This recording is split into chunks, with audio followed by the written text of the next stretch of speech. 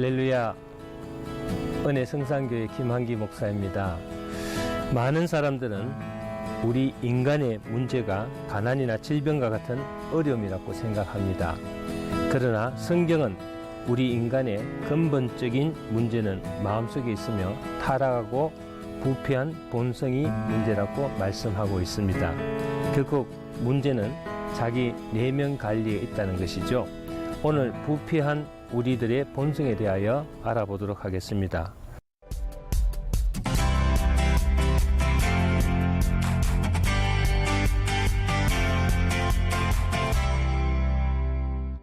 녹은 새에서 생깁니다. 그런데 새에서부터 나온 녹이 결국 새를 다 잡아먹습니다. 그래서 녹이 무서운 것입니다. 마찬가지입니다. 인간의 부패는 전적으로 인간의 내부로부터 생성됩니다. 그 더럽고 부패한 본성이 인간을 스스로 파멸시키죠. 헨리슨 포더가 주연한 헨리 이야기라는 영화가 있었습니다. 이 영화는 미국 최상류층에 속해 있던 헨리 터너라는 변호사의 이야기입니다. 실화를 배경으로 한 영화라고 할 수가 있습니다. 헨리 터너 변호사는 미국 법조계에서 가장 수임료가 높은 명성을 날리는 변호사 중에 한 사람입니다. 수임료가 높고 사건을 의뢰하는 건수가 많다 보니까 그만큼 재판에서 성수율이 높다는 뜻이죠. 그는 적어도 자신에게 수임된 사건은 수단 방법을 가리지 않고 언제나 이기는 법을 잘 알고 있었습니다. 그는 그런 배경으로 미국 최상류층 인사로 호화스러운 삶을 살았습니다. 그러나 그의 삶에 큰 변화를 주는 사건이 일어났습니다. 어느 날 사무실에서 퇴근을 하고 집으로 가는 도중에 마트에 담배를 사러 들어갔는데 거기에 흑인 강도들이 총기를 들고 서 있었습니다. 헨리 터너는 그것을 보자마자 순간적으로 피하려고 했지만은 그들이 쏜 총알에 머리를 다치게 됐습니다. 그는 그 후에 기억상실증에 걸리고 말았습니다. 그 후 그는 그동안 그가 이뤄낸 부와 명성이 거짓의 발판과 부패한 인간의 제위에 세워진 것들이란 것을 알게 됩니다. 여기서 그는 하나님 앞에 회개하고 결국 그 호화찬란한 상류층의 삶을 포기하고 그동안 자기로 인해서 억울하게 패소하고 고통을 받았던 피해자들을 하나하나 일일이 찾아다니면서 사과를 하고 또 용서를 비는 그런 내용들입니다.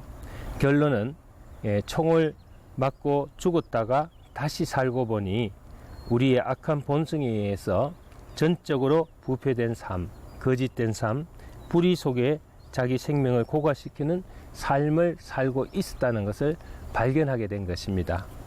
오늘 본문에서는 인간의 전적인 부패를 고백하고 있습니다. 시편 14편 1절을 보시면은 어리석은 자는 그 마음에 이르기를 하나님이 없다 하도다. 저희는 부패하고 소행이 가정하여 선을 행하는 자가 없도다. 성경에서는 인간의 부패가 그 마음에 하나님이 없기 때문에 라고 말씀하고 있습니다. 이것이 바로 어리석은 자의 삶이요 타락한 자의 모습이라고 할 수가 있겠습니다. 우리는 이것을 몇 가지로 생각해 볼 필요가 있습니다. 우선 첫째로 우리 인간의 마음속에 선한 생각은 있지만 선을 행할 능력은 없는 것이 문제입니다. 우리 안에 있는 선한 마음은 하나님의 형상을 닮은 흔적이지 결국 이것이 완전한 기능을 발휘할 수 있는 것은 아니죠. 그러므로 하나님 없는 삶은 부패된 삶이 될 수밖에 없습니다. 내 안에 주님이 거하는 삶이 되어야 하겠습니다. 그럴 때 믿음으로 살아가는 선한 그리스도인으로서 살아갈 수가 있겠습니다. 둘째로는 인간이 전적으로 부패한 것은 인간의 잠재의식을 통해서 우리가 알 수 있습니다. 우리들의 잠재의식 속에는 선하고 아름다운 것보다도 자신도 통제할 수 없는 타락한 본성들이 잠재되어 있다는 것입니다. 선을 행하기보다는 악을 행하려는 무시무시한 괴물들이 내 안에 있다는 것입니다. 어떤 상식이나 의식을 짓밟아 버리고 짐승 같은 행동을 하게 되죠. 그리고 나서는 나도 내 마음을 잘 모르겠다고 항변합니다. 자기도 모르게 하나님께 대적하고 자기도 모르게 살인과 음란과 도적질을 한 다음 나중에 후회하는 악하고 타락하는 본성이 우리 안에 잠재되어 있다는 것입니다. 이것이 하나님 없이 살아가는 사람의 삶의 특징이라고 할 수가 있습니다. 셋째로, 하나님 없는 인생의 열매는 어떻게 나타날 수 있을까요?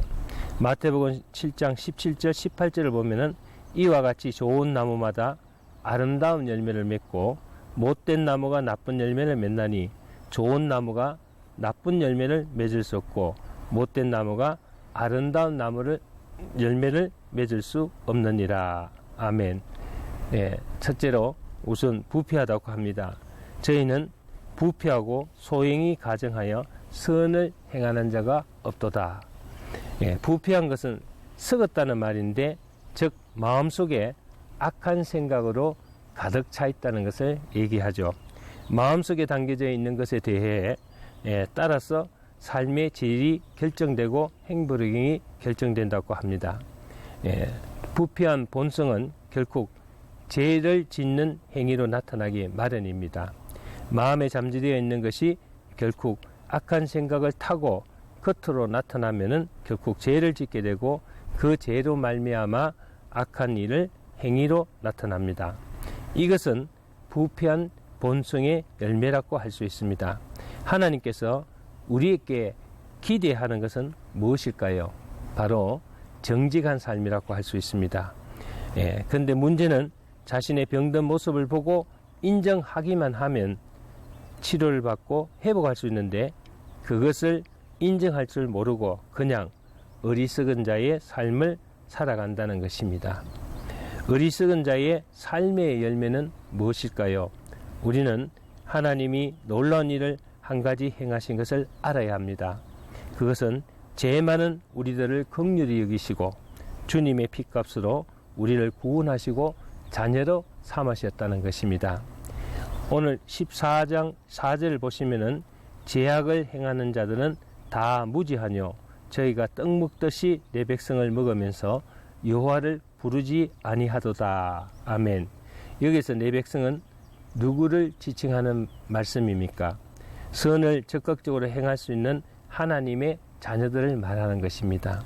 이 세상의 모든 사람들이 다 패역하고 부패한 본성을 가지고 있는데, 그 중에 하나님께서 일부의 사람들을 선택하여 하나님을 알게 하시고 하나님의 말씀을 들을 수 있는 은혜 가운데 함께 하심을 허락하셨습니다.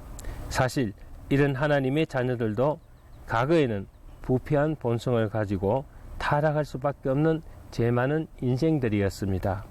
그렇지만은 우리는 하나님의 은혜와 사랑으로 말미암아 구원받고 은혜 가운데 살아가는 인생입니다. 하나님을 모르는 어리석은 자의 말로가 무엇일까요? 바로 하나님의 심판이 나타난다고 합니다. 오늘 본문 14장 5절을 보면은 저희가 거기서 두려워하였으니 하나님이 의인의 세대에 계심이로다. 아멘.